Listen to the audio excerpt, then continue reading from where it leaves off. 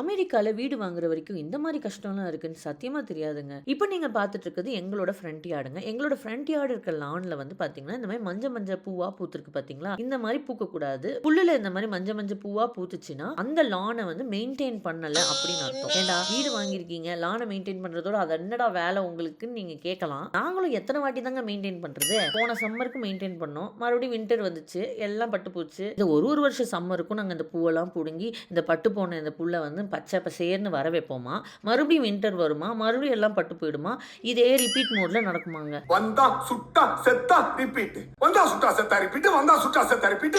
முடியல தலைவரே, முடியல தலைவரே. அடுத்து இப்போ ஸ்ப்ரிங் வந்துருச்சுங்க. இதுக்கப்புறம் சம்மர் வரப்போகுது. ஸோ இந்த ஸ்ப்ரிங் சீசனில் பார்த்தீங்கன்னா, இந்த மாதிரி மஞ்ச மஞ்ச பூவா பூத்திருக்கு. சரி இதை அப்படியே விட்டு தொலைக்கலாம். போன வாட்டியே மெயின்டெனன்ஸ் செலவு நிறைய ஆயிடுச்சு. இப்போ எதுவும் மெயின்டைன்லாம் பண்ண வேணாம். அப்படி நம்ம பண்ண முடியாது. இந்த கம்யூனிட்டியோட HOA ரூல்ஸ் படி நம்ம லான் எல்லாம் அழகாக மெயின்டைன் பண்ணணுங்க. இப்போ இந்த பட்டு போன இந்த புல்லெல்லாம் நாங்கள் பச்சை பசேர்னு வர வைக்கிறது தான் எங்களுடைய வேலை.